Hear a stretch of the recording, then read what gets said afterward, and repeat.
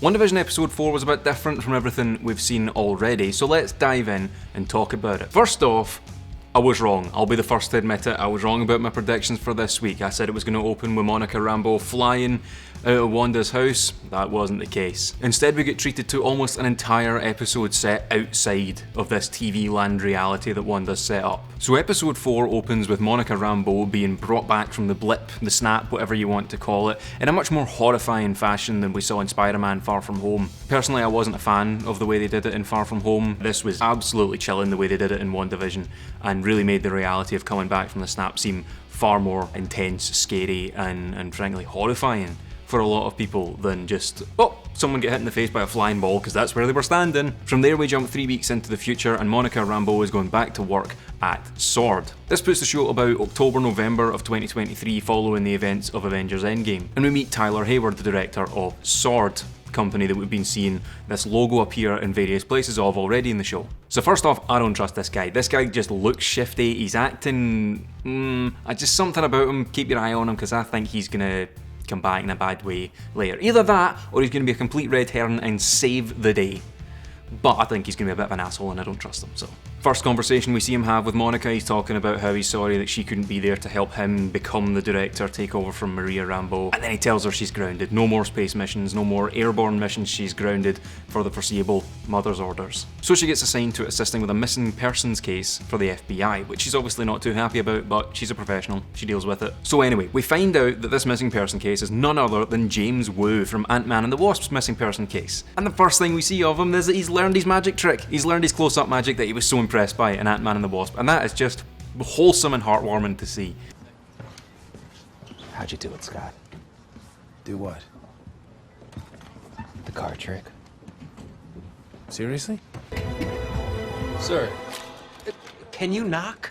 And Jimmy and Monica get right to work on working out what exactly is going on here. The police officers that are sitting beside the sign that says Westview going, no, no such place exists. We don't believe it.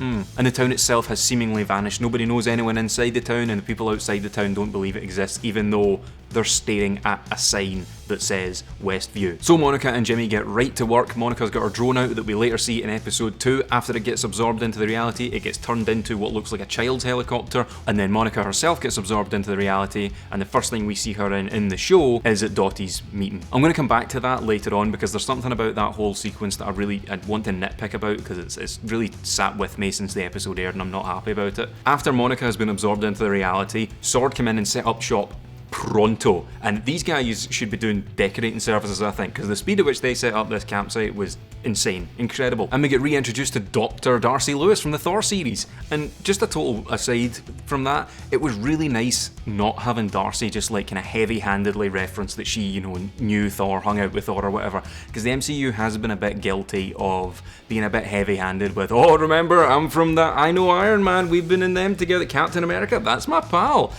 It sometimes gets a bit draining, and it was really nice to just not have her acknowledge it at all. So Darcy gets right to work and she quickly discovers that there's a whole load of Big Bang radiation kicking about Westview, and on top of that is the WandaVision broadcast that we've all been seeing at home. And from there the episode basically becomes the S.W.O.R.D. team finding out a lot of the same stuff that we've been finding out, and it almost becomes a bit tongue-in-cheek of pointing at the audience and being like, this is what you guys are like. I personally felt attacked by Jimmy Woo's whiteboard. I may or may not have a note on my phone that had a lot of the similar stuff in it. So from there we get to see little snippets of the show that we've already seen in past episodes, but from a slightly different angle as the team try to work out what's going on. And they start this board of the people in the town and who they're being played by in this reality. An interesting thing about that board was that Dottie doesn't appear anywhere on it. It could just be that they never got round to identifying her by that point in the show, but they got her husband on there, so I think it's something to pay attention to, the fact that she's absent from that board. And Agnes, she did have a piece of paper on that board, but if you look closely, she doesn't actually have a real world name, and she's the only one. Kind of furthering this theory that Agnes is not to be trusted and there's definitely something going on with her. So that's Agnes, Dottie, and Tyler Hayward we need to start keeping an eye on because they're all a bit iffy and untrustworthy. They can't, surely all three can't be pure evil. You would hope. And this week's episode came to a head the same way that last week's did, with Monica coming out of her amnesia or mind control or whatever it was that was affecting her, and everyone else in Westview and drops the U-bomb on Wanda, which obviously turns her to not a very nice person. Wanda gets downright threatening to Monica and believes that she's not a friend, she's a threat, and smashes her through 4 different walls and sends her straight out of the reality. And that's where episode 3 ended. Episode 4 decided to carry on a wee bit and give us what is the most nightmarish thing I've ever seen in my life. Undead Vision, with the hole still in his head from where Thanos ripped it out, and I still see it when I blink. I still see it every time I shut my eyes. And this raises a couple of questions. Is this Vision's just corpse being animated and made to float around led by Wanda because she's snapped and gone absolutely mental? Or is she powering Vision and that was just a hallucination that we saw? That's not actually what Vision looks like. I don't know. We don't know. Still more questions to be answered on this show than have been answered so far. And Vision tries to comfort Wanda, saying that they don't need to stay here, and Wanda then gets really creepy again with that sinister looking smile on her face and says, "No, this is our home. We're not going anywhere. We can't go anywhere." I can't remember what the exact dialogue was, but god damn it, she's terrifying. Just watch Vision from after Wanda finishes talking to him. He just looks scared behind the eyes, like he doesn't want to be there. He doesn't trust Wanda, but he doesn't really have much of a choice. I'm really starting to feel sorry for Vision. The dude is a hostage in his own body, and Wanda, frankly, is terrifying. And a lot of this is down to the way that Elizabeth Olsen plays Wanda. She is getting better every single episode. She is chilling the way she just goes from being the happy-go-lucky, everything's perfect persona to the chilling, threatening, evil Scarlet Witch that we see just little glimpses of. And we see a little bit more of that after she gets rid of Monica. She almost seems surprised at her own actions. This was the first time we see her use her actual reality warping powers and the glowing red orbs. She seemed almost surprised at what happened. She kind of looked at her hands in shock, horror and fear, but then gets right back. Got to build the universe back to as it was. Nothing can be out of place. Interestingly though, Herb, Agnes and Vision are all outside the house and they don't see it. And we know from the outside world that entire segment is just cut out and it just goes back to them sitting down on the sofa at the end of a lovely day. They're definitely painting Wanda as a bit of a villain in some capacity in this show, so it's going to be really interesting to see how that develops. My own opinions on the episode: I thought it was good. I thought it's still on par with the rest of the series. Something about it though just didn't sit with me. I don't know why, but I'm just not as high on this episode as I have been the rest of them. Everything was great in the episode, but I think what it was for me is I think I wanted a little bit more. I like that it answered a lot of questions, you know, looking back, the way it filled in a few gaps, and it gave us a good insight that nobody outside of that reality knows what's going on either, so that was cool. But I think I just wanted like 5 more minutes. You know, as the credits started rolling, I like threw my hands up and was like, come on! I had that, you know, I need more. But I'm kind of okay with it because episode 5, I know now confidently that episode 5, like, there's no more they can do but further the story. We've had a good few episodes of build, we've had a wee bit of that mystery answered, and now we're all on the same page. Outside the reality, inside the reality, us watching at home, everyone's kind of on the same page. Something fucky's going on in Westfield, we don't know what, we kinda have an idea of who might be responsible for certain parts of it.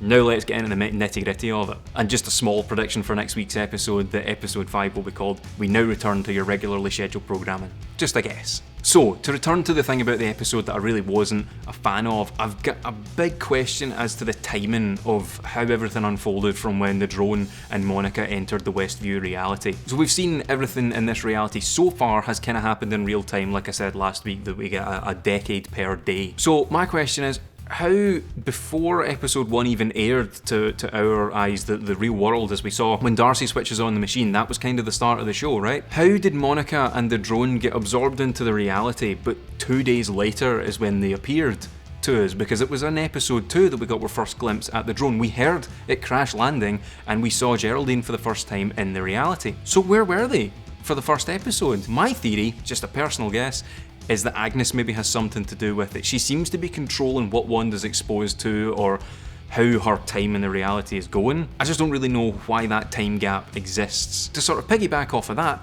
SWORD definitely sent in more than one drone. We saw that in the episode. So where are they? Because if it took Geraldine and the drone like 2 days to get in there, first of all, how did it take them 2 days? But second of all, where are these other drones going? Is someone catching them and waiting to just spring them on Wanda or something? I just don't understand why that wasn't explained when they're showing them obviously going in. Are we going to see these other ones appear in episode 4 or episode 5 of WandaVision? It just seems a bit strange. There's definitely some continuity there that needs to get cleared up. When we first hear the laugh track on the outside world coming from their stream, from their broadcast, it definitely sounded like screams to me at first. I know it's not, but just the way it came in with that kind of crackly sounding audio, it definitely sounded like a kind of hellish sounding scream. So I've got a little question about Agent Franklin, the guy in the beekeeper suit.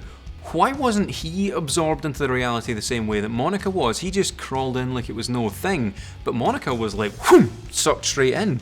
Why was he sort of able to gradually crawl in and have his thing change as he progressed, sort of as he went in? And then we got further confirmation that matter created in the reality maintains its look and it stays outside of that reality when his tether got turned into a bit of a jump rope, which will be very interesting to see if Vision ever leaves Westview. Another little thing from the outside world, when they're watching Dottie and Wanda have their little conversation after the meeting and the static comes through and Jimmy Woo starts trying to communicate with Wanda, all of that gets cut out. The little bit of static, and then it cuts. We hear the glass break when Dottie smashes the glass with her hand, but we never see it on the actual broadcast, but we saw it watching at home, so there's an element of like extra censorship going on for the Sword agents. And just the final thing as a wee kind of goodbye note, I thought it was really nice being able to see in the Westview reality, but with the modern day sort of aesthetic with the proper cameras and no retro looking filters or colour grading or anything. It just kind of gives